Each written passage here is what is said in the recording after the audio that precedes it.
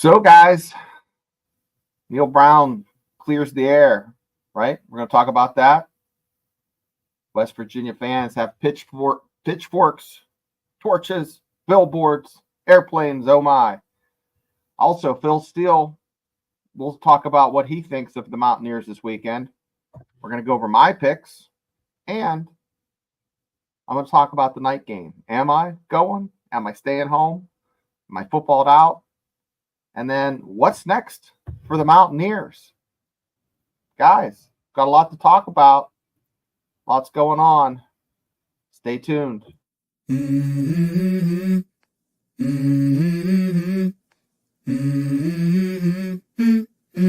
Let's go. I wake up to a little bit of drool on my pillow, feel like it's gonna be a bad day. Yeah, I'm tired of shit, and the coffee ain't hit yet, damn, ain't that great. I don't wanna go to work, cause my boss is a jerk, and I'm not even that paid. I need a change in my life, cause I don't feel alive, and there's nothing that makes me happy. Hold my beer for a minute, I'm about to quit my job, cash in for a ticket. I'm going on a trip and I don't plan to visit. I'm gonna stay there till I feel like I'm winning, and this is just the beginning. I need a big change, help me feel like living. I need a big swing, home runs I'm hitting, and I'll never look back, moving on till I get it all. And we all got dreams, we all want things, but what you gonna do for it? How you gonna move for it? What you gonna be? And do you believe you can do anything?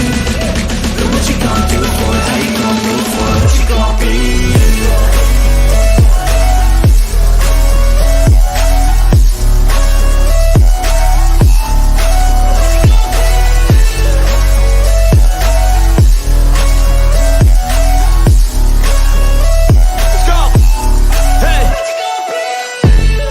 Yeah, this is my life, my strife, my right to fight, to die on. And this is my game to play, to claim a brand new name, And I ain't gonna lie to you, I'm a bit nervous that I might screw everything up that I've ever done. But what's the point of living if you ain't having fun? I guess I'll try this, try that, might miss, gotta find what I'm good at. I guess I look here, look there, over where am I scared, where am I at? I gotta make it in this life, whatever makes me happy, know I'm doing things right. Sipping in the summer on a goose and Sprite, or find a nightclub for the end of the night, And we all got dreams, we all want things, but what you gonna do for it? How you gonna move for it? What you gonna be? And do you believe you can do anything? But what you gonna do for it? How you gonna move for it? What you gonna be?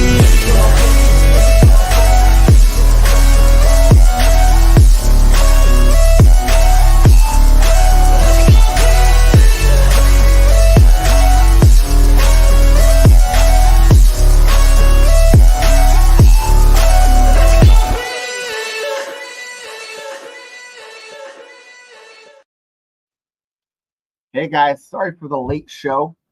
We're usually rolling this show on Thursdays, but it's the last couple weeks of high school football. And you got to forgive me because that's what's been happening on Thursdays and Fridays. So we're here tonight. Just me. But we got a lot to go over. I got my run sheet here. Guys, Neal Brown. Neal Brown. When the seat's hot, you don't think he puts maybe some aluminum foil down, maybe some oven mitts sitting on some oven mitts? No. He throws more coals on the fire. Tuesday I talked about how I felt. Still feel the same way, but I know he didn't mean that. But he doubled down. And when you read his comments, it still comes across as being, I don't know, unaware. I want fire. I want a little bit of fire. I want to say, hey guys, I didn't mean that. Just straight out say, I didn't mean that. You read it the wrong way. Get a little bit bitchy. Get a little bit. I want to see Neal Brown's inner Chad.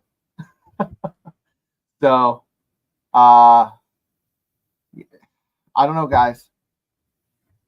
It's a rough spot to be in, but glass is half full. I'm going to talk about it later tonight. Let's go to the chat, see what's up. Yeah, that's what I said. Yeah, Caden the Man, welcome in. Let's talk about some college football. We're gonna score prediction. So, guys, I got the Penn State game right. Got the Pitt game wrong. I think I called the Kansas game dead nuts on score-wise. Oklahoma State, I picked Oklahoma State. We're going to talk about who I picked later on. But that's a pretty good prediction, 31-24. I like that. I like that. They have a starting defense player out, one of our best. Yeah, we do. Yeah. But everybody has, the injury bug is biting everybody. Mason, welcome. What's Mason saying here? Tim Green, but I think 7-5. Yeah. Guys, does 7-5 change who's at the helm? Did those interviews with the parents of 2 Division I football players. Wasn't NIL. Wasn't about the money. Wasn't about the gear. Wasn't about the facilities. The most important thing was coaching stability. So if you are one of the Mountaineer fans with pitchfork and a billboard, think about that. It's going to be a couple years of guys, mediocre football. The one thing that makes me lean towards keeping Neal Brown is, don't hate me, the fact that he has a decent recruiting class. But these kids are starting to listen to the other coaches. The other coaches are saying, hey, guess what? Neal Brown might be fired. You have a big name, big program coach telling you that when you're thinking about going to West Virginia, puts a little bit of doubt in there, and you're already having doubt. That's not good. That's not good. So, yeah, let's chit chat. So, guys, let's talk about the pitchforks and torches. There's a guy who's getting what's it? He's basically has a GoFundMe for an airplane to fly over. And I guess it's not going to happen this game, but it's going to happen maybe the Baylor game. He's raised like $5,000, and the money he has over the amount it costs for the airplane, he's going to get billboards. They basically say he wants Neal Brown to pack his bags and go home. But guys, that's not the first time that's happened. Okay. I remember General Broadwater was a West Virginia National Guard general, and he was also a federal judge, huge Mountaineer fan, and he passed away. Goodness, it had to be 14 years ago. Great guy. And when I was in Iraq with him, we would sit and talk about West Virginia, the old times, the good old times, the golden days. And he told me a story of, I wanted to ask Tommy Bowden about this, and I didn't, because I don't think it would be appropriate for it. It's not my show, so I don't want to ask this question. But when his dad was hung in effigy up on Frat Hill, when they were 4 and 7 in 1974, they went up there with 2x4s, and supposedly they went to work on a couple kids, put them in hospital. So I laugh because it's just so crazy to hear the story. But that was Bobby Bowden. Bobby Bowden, right? West Virginia ran out Bobby Bowden because he had a 4 and 7 season. Then he went, like 2 years later, ended up going to, Florida State. and turning that program into a juggernaut. They were top 5 for 20 years. Let's talk about another coach. Everybody loves him, but I remember in '99 there were banners that said Neal must go, and then there were banners that said we love you, Don. So it happens. So the cat that raised this money, I have it here somewhere, Kurt Hurley. So he's the guy who's raising the money to secure the billboards and the airplane. I have to admit, when I read it, I kind of chuckled because the visual of that flying over. But I don't think it's in good taste.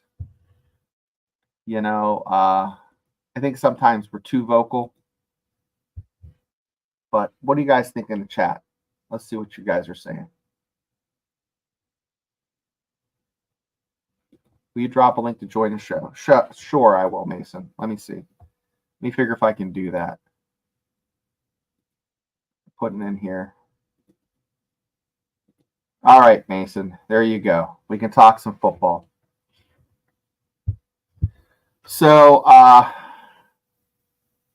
I just want there to be a needs to fire Leslie. Yeah, Pokemon Kid Entertainment. Yes, Timmy. Yeah, agree.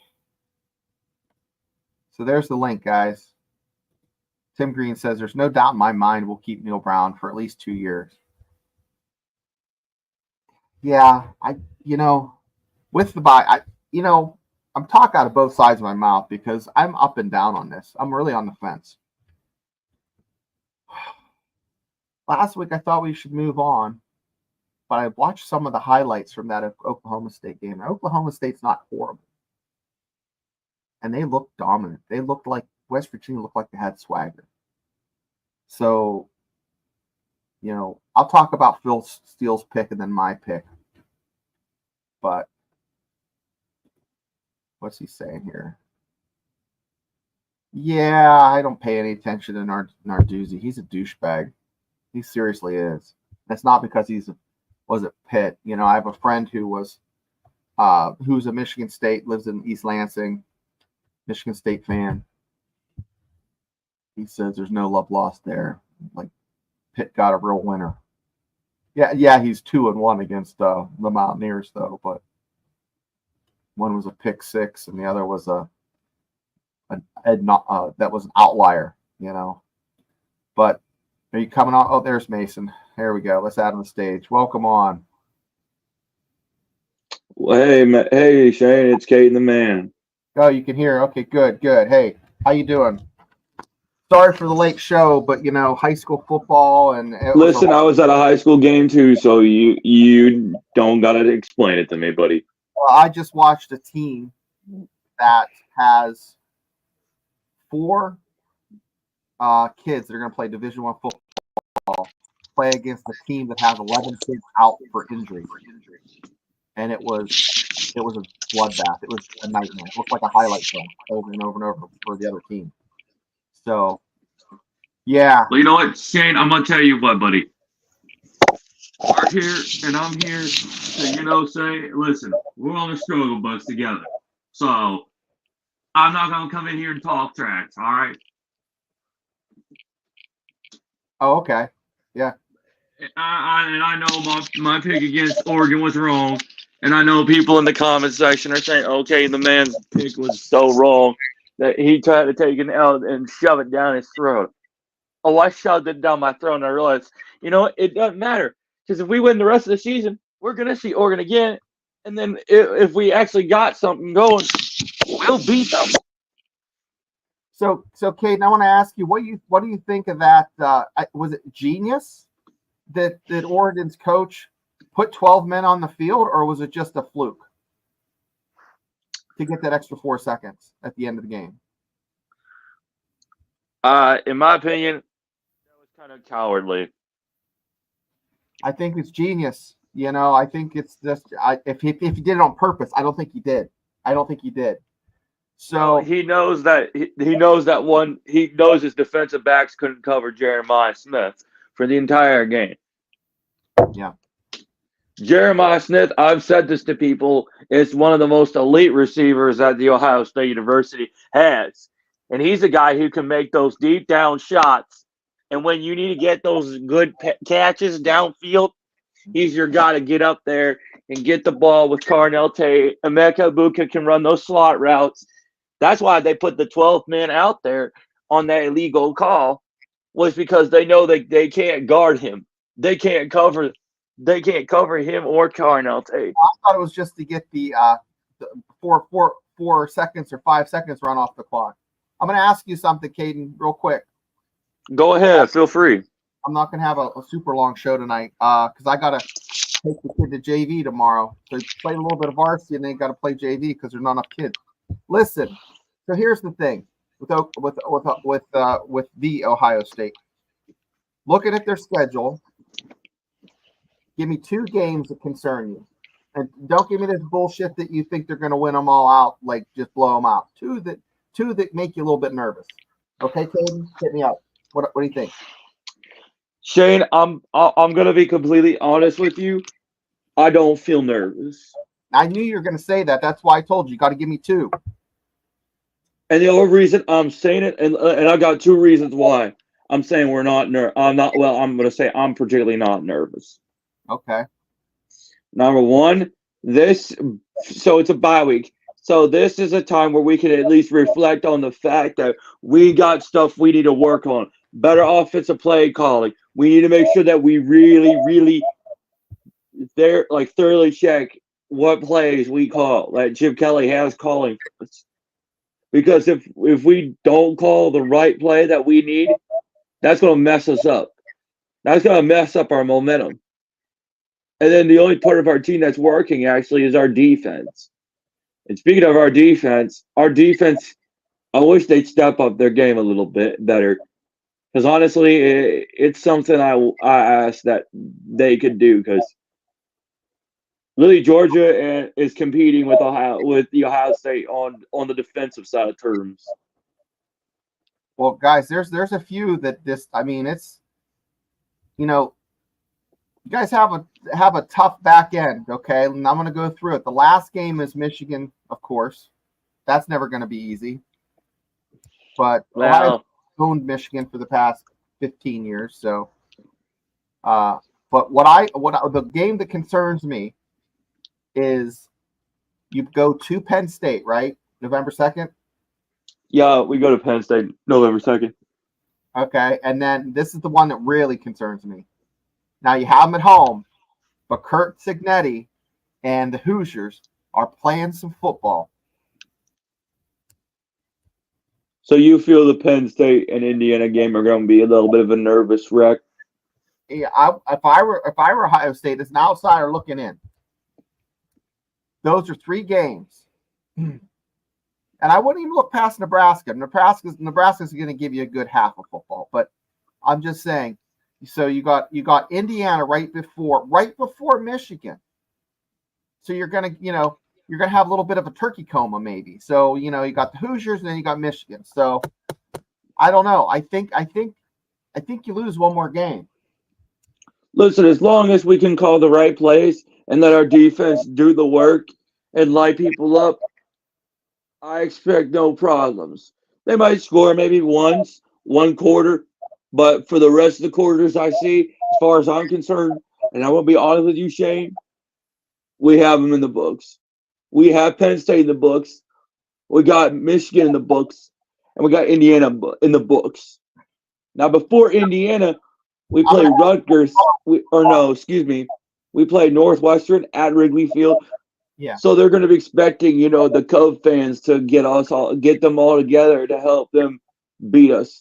Well, that ain't going to help because when we play them in Wrigley Field, it's going to be the same results. Northwestern gets their butt kicks and served to them. So, I'm going to have you on the show the week of Indiana and then the week of the Penn State game, of course. We're going to talk about it, okay? Because I think that's a banger of a game. That Penn State game in Happy Valley, man, that's going to be craziness. We're going to see who's wearing the pants. The big boy pants, because guess what? Penn State hasn't had hasn't had an adult size. They've been in like the 12, 14 big boys. They have been in the grown man section. And I think Penn State, if they beat Ohio State, which it's a big if, that's what they need to do in order to like be thought of, as far as I'm concerned, as a Big 12 fan looking outside in. And I grew up in Central Pennsylvania. In order for Penn State to take the next step, they need to beat Ohio State. Bottom line, they're not a top 5 program if they don't beat Ohio State. And let me address this to you, Shane. And I know the effects of the Penn State game against West Virginia must have affected you severely. But I'm going to reassure you of this, Shane. Penn State may have the whiteout, but here's the thing. We're prepared to go into Penn State. We're prepared to go into College Station. We're prepared to go into Beaver Stadium, and we're ready to go into College Park Station. Now, the whiteout's one of the toughest environments in the Big Ten. That's a fact. But when you got Ohio State, Penn State playing, it's always an Ohio State favor. Even at Penn State, we've been favored. We've done it before, and we can do it again. Penn State's offense is a lot more exciting than what the typical white bread offense you had up there with their boring ass black shoes and their no name uniforms. But they have an offensive coordinator that's running some gangster plays, and they got some ballers. So, and I'm no love for Penn State. You know, those guys, it seems like every guy wears a jersey, and it just kind of irritates me, you know, like the jersey ratio in a stadium should be like 1 out of every 12, maybe to 18 grown men should have a jersey. But when every person that steps in the stadium has a jersey on, that gets kind of creepy. But nah, enough shit talking on Penn State. Hey, thanks for coming on, Caden. I'm gonna hit me up next week on the Thursday show. We'll talk a little bit more about your Ohio State Buckeyes. What do you think? And then one question: are we still going to do the Big 12 fan zone? Do you like that Big 12 fan zone? Because Joey kind of stopped that for a while. We can do that again. Y'all need to keep doing it. It's really good, and I feel like a lot of Big 12 fans should listen in. Okay, I can do that. We'll start doing the Big 12 fan zone. See, next week's my last Friday game, I think, for football, and then I'm going to be on every Friday. So I have my Mountaineer Mafia, and I don't know if you're a Steelers fan or if you'd like, you know, we talk 30% Steelers and 70% about food and stupid stuff. Oh, I got no love for the Steelers. No love for the Steelers. That's good. Then you need to come on and listen to us talk during the Browns and Bengals week. So, well, you know, I don't hate. Well, that's what I say, Shane. I hate the Steelers as much as I hate Penn State because they're both in the same state that they should need to take some serious L's. Yeah. Well, that's good to hear, Mason. It's not Mason. It's Caden the man, for Lord. I'll get down to reading Mason's comment and it slipped. So, Caden, next week, I'll talk to Joey about the Big 12 fan zone because the Big 12 is just a freaking mess. Like, you have Iowa State, BYU, and then everybody else. Any thoughts on that? Here's two things I want to put out there, Shane, just so you at least know my thoughts. Okay. First, the Iowa State West Virginia game. Now that was a good gunslinging showdown right there. That showed Iowa State West Virginia could hang with them. And that was a game that Iowa State was getting put notice on because West Virginia was letting them know, hey, we can beat you on the ground, on the lines of scrimmage, and we can play you. You're not the only team who's unstoppable in the Big 12. I would like to point that out. For West Virginia, but they seemed to go off script after that first series. It was like, what happened? Same thing happened in Penn State, but only like. No. Now, hold on, Shane. With all due respect, the Iowa State and Penn State game was just West Virginia letting them know, like, hey, we can play y'all. Mm-hmm. We can bring the thunder. Don't doubt WVU. I know it's going to be a struggle, but listen, a struggle is what builds a team better. Yeah, I agree. I think I'm leaning more towards keeping Brown, even though he stuck his foot in his mouth. I just don't want him to, leave West Virginia and go to another program like Bobby Bowden did and turn it around, or son of a gun. I mean, I think he can coach some ball. He just has to get some real experience out of it. Yeah, and 6 years is a long time. I mean, he's been here 6 years, but COVID kind of threw everything for a loop for 2 years. And then NIL kind of totally jumped the shark, and we're in a whole new era of football now. So that is a learning curve. They have a good recruiting class. I'll tell you what, the environment, and I'll lead into this. I'll keep you on. I'll keep on my run sheet here. The environment last week was fantastic. I mean, they have an LED light show that looks like I'm at a Metallica concert. Okay, they have pyrotechnics that I saw that. I mean, and it didn't do it justice on TV. But you had to be in person to see that. That's what makes West Virginia special. This is what ties into this is what I'm so being a night game this week. I'm going to give my pick. I think West Virginia rolls Kansas State. I think they just bounce them now. Because guys, last week was a emotional game, and I do buy into that emotional. You're traveling. They're tired from that. That was a tiring game for them. They played late. They have to travel out here. When you travel from especially from west to east, you're a lot more tired. Okay, that's from personal experience. You just have dragon ass syndrome, and I think combination of another late game, the travel. I think West Virginia is going to look tough. And the only thing is that fans shit all over me last week about this. The fact that I was mentioning, and Mountaineer Paul, said the same thing. I think Nico needs to see the rock a little bit, the backup quarterback. So, I think that would be good. Let's get to chat here real quick, and we're running behind on chat. Did I see what Narduzzi said? Yeah, he's a dirtbag. I still have faith that West Virginia can win a Big 12 championship. Yes, there's 4 or 5 teams right neck and neck with West Virginia. And since they lost to Iowa State, which I think is top of the heap, I think they're better than BYU. So nobody said that. I was talking about that. I picked that game, the Kansas game, to the numbers and all. It's not all okay golf. Okay, what kind of actually good recruit would it be going with? Like, oh yeah, I want to go totally play for Neal. Literally, what kind of quality players? That's just it. You can kind of get guys that are kind of maybe looking at Akron, maybe Louisville, maybe Pitt, but you're not getting kids that are looking at Alabama or Georgia or LSU or Penn State. We were in the mix with the Penn State stuff, but now Penn State kind of went. There were years where the Mountaineers were head and shoulders above Penn State, and it's not because of what happened there with the inappropriate touching. So Penn State, Penn State, creepy state, from 2000 until 2000 until I would say 2015. West Virginia would have just smoked them. Yeah, they would have stomped them.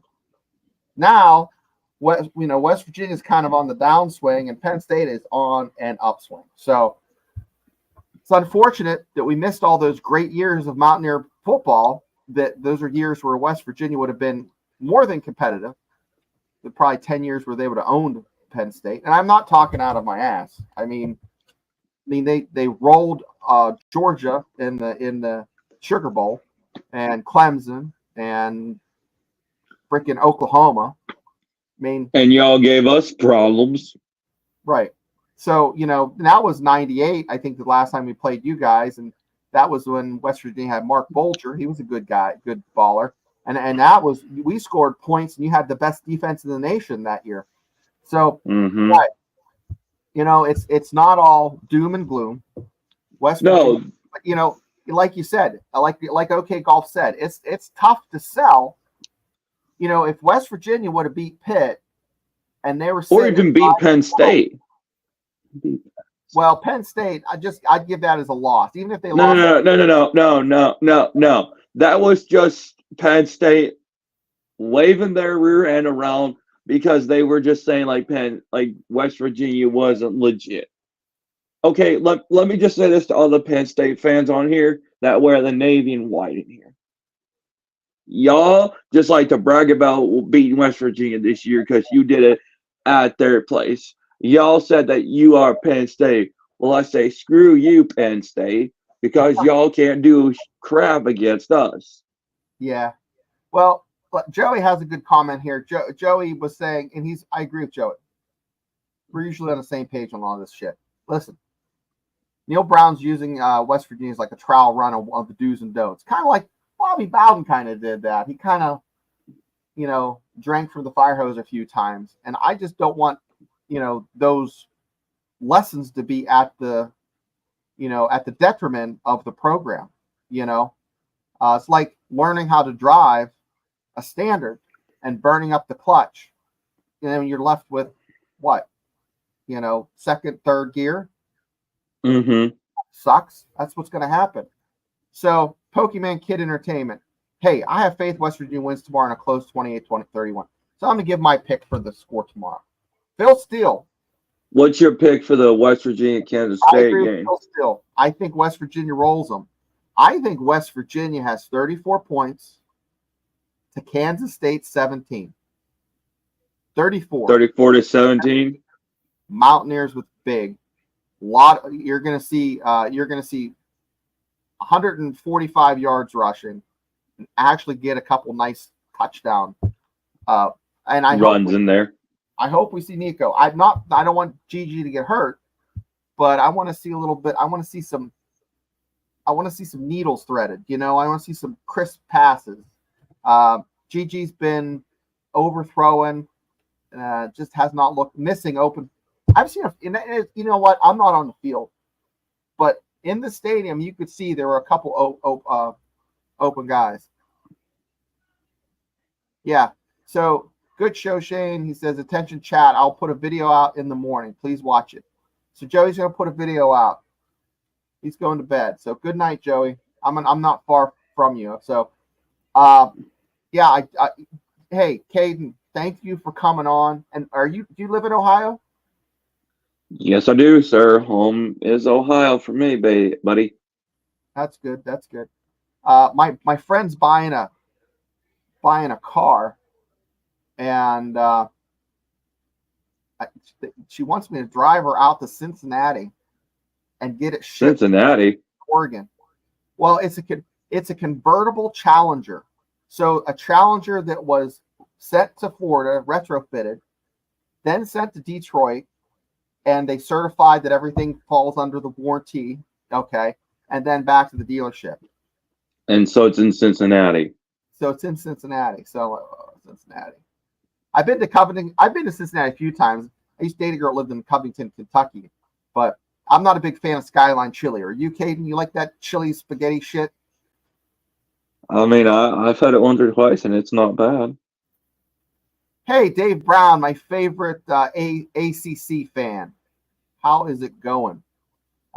Your team, Louisville, Dave, it plays Miami. And that's gonna be a hell of a game. Miami's been looking a little tough recently, so I'll give them credit. Joey and I have been drinking the Miami Kool-Aid. We're not huge fans, but we think they're a good team. Also, and I remind people weekly, and to the point it's irritating, Joey and I have been on the Iowa State bandwagon for quite a while. And the Justin and Jake, they were on the crossover last week. I actually ran into him in person, gave him some pepperoni rolls. The one brother, can't remember which one it was, took his dad's little RV from Iowa out here, and going home he got a flat on the, it's a dually, so he got a flat on two of the back tires. So, but they had a great time. They loved Morgantown. They said 2 thumbs up for Morgantown. They had a great time. They were over towards the Applebee's parking lot over there, and having a few sarsaparillas, maybe 1 or 2 too many. But yeah, Skyline chili sucks. I agree. And it has cinnamon or something. Does it have cinnamon in it? I think it does. No, I don't believe so. So I gave those boys pepperoni rolls, and I think they were from OK Golf. You're going to hate me, but they were ones I put in my kids' lunch. They were the Sam's Club ones. So they weren't the best. I didn't have a chance. Because, listen, I'm coming from like a JV ball game in the morning. And listen, that morning, oh no, listen to this. That morning I was not JV. Last Friday night, I was helping gut a deer, a buck. Yeah, busy. And then that morning I butchered it, and then I went to the football game. So yeah, I was a busy guy. So I just grabbed the pepperoni rolls that my wife had in the drawer, like a huge pack of them. So they weren't like, but I had pepperoni rolls at a tailgate that were over the top, the best I've ever had. And I guess they're by a gas station called Andy's in Morgantown. I still have to find out the direction of where the hell those were, because I would beat up a nun to get those again today. Like I am jonesing for some of those pepperoni rolls. So yeah. Timothy Green says, Dave Brown, I think Louisville will beat Miami in an upset. Yeah. Timothy, I'm going to have to slightly disagree with you on that one. Miami's been looking pretty fresh. It wouldn't hurt my feelings if Louisville won, but I think Miami gets their shit together and rights the ship and continues to win out. But they have better than nothing. Philia, Tomorrow's Bakery in Clarksburg ships. I'm going to have to do that. We might have to have like a pepperoni roll tasting test, because I have a sponsor on my Steelers Dynasty podcast, and it's called Mucky Duck Mustard, and it's crazy. It's expensive mustard, okay? And I'm talking crap on it on this show because I'm like, they sent it to me, and I don't like mustard. And their website is ketchupsucks.com, and I can't even put it in the chat because it won't. The algorithm. It won't go. Won't go. Yeah. So I taste it, and it doesn't. It tastes like a condiment, like a dipping sauce, So it's actually pretty good, but it's like $8 for a jar. But a jar will last you. But anyways, yeah, I'm hoping that Joey gets a pepperoni roll sponsor for this show, because I would love to have a couple pepperoni rolls for the holidays. That would be great. Oh, those would be good.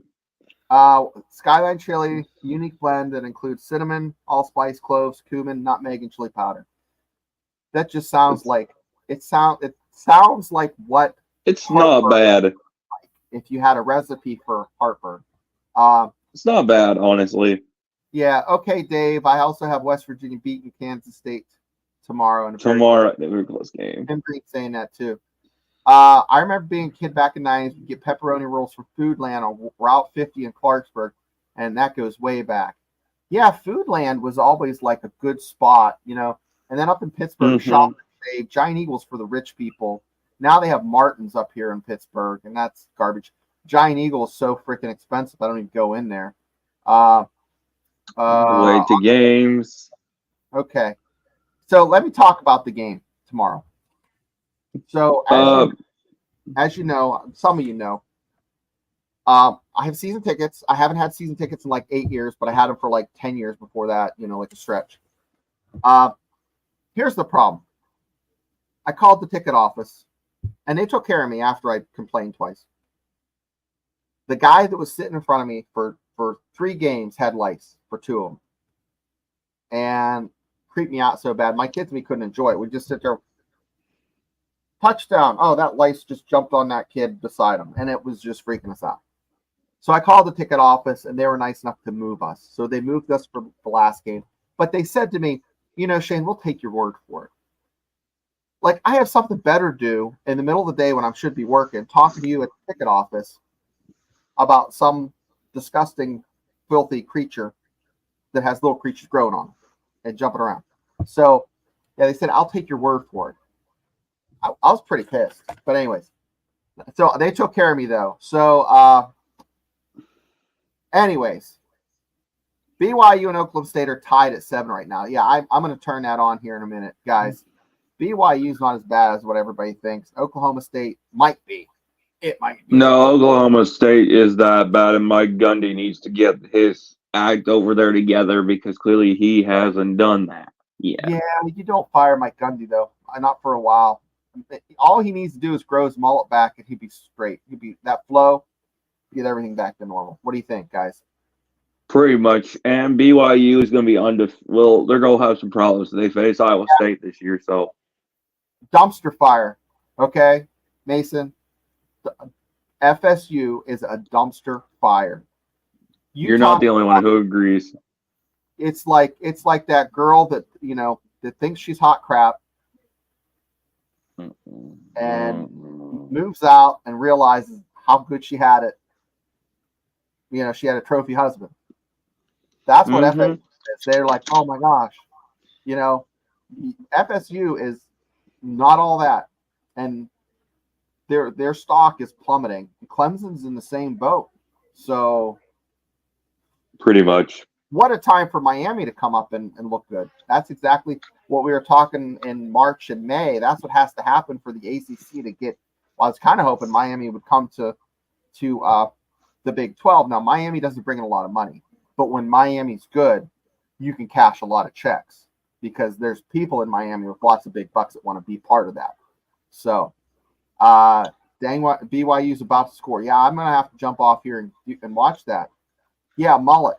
Yeah, like if I could rock a mullet, I would, man. I fired my hair because it was quitting. So I'm like, yeah, you want to turn in your termination slip? Don't worry about it. I'll fire your ass. And I got the clippers, and the rest is history. So guys, lots of fun. I don't think right now, like it's 11:11 at night, and I don't feel like I have the ass to go drive 2 hours to Morgantown and then drive back, because I always park at the Coliseum and either take the PRT or walk, and I just don't want to. I'm just footballed out. I'm going to go to football tomorrow morning. I got some yard work to do. I mean, I mowed, but winter's coming, and anybody that owns a house you have to do yard work and do certain things to prep for winter. So I'm going to have to be an adult, even though I want to go down there and partake in Sean Brown's tailgate over by the practice facility. I don't know the color of that lot. The colors all just go right in and out the ear, but it's a nice little, it's a perfect spot right by my tickets. I go to Sean Brown's tailgate. Shout out to Sean Brown. And I got moonshine. I got butterscotch moonshine delivered to me from Eric Saab. So Eric, yeah. These are all fake names, but yeah, butterscotch moonshine. It is smooth, man. But you guys have a great night. At this point, I don't know if I'm going to go, but. Well, I think we can all agree that Florida State and Clemson are 5-star dummies.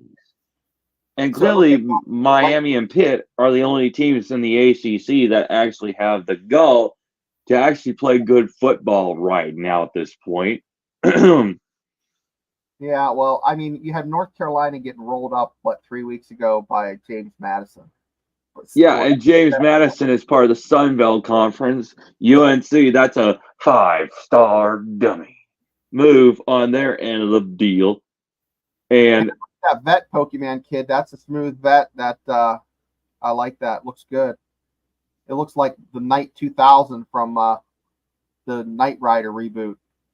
I have a Camaro with an LT1, and those things move. They're hammers. Hey, I want to tell you guys, thanks for tuning in. Check out my videos, Mountaineer Mafia. Also, every Tuesday, and we try to hit Thursdays on the Crossover Show. Joey and I do those shows. The Voice of College Football, which you're watching right now. There's lots of other channels. Frank Fear is a fantastic guy, super knowledgeable. Wednesdays, he just had Coach Trickett on, and I put in their comments. Coach Trickett there was a spirit animal for Shane, Coach Trickett would be my spirit animal. Just saying. I love that guy. He's awesome. Pokemon Kid, I wish you the best, my friend. Get you lined up. Yep. Guys, thanks for tuning in. If you haven't liked and subscribed, like and subscribe. We're trying to grow the channel so we can do some fun things. And I will see you guys next week. Caden the man, thanks for being here. And I just got to say, let's go Mountaineers. Hey, go Mountaineers and go Bucks. Hey, we might be in the playoffs in the next year. Maybe. Hey, take care, guys. That'd be fun.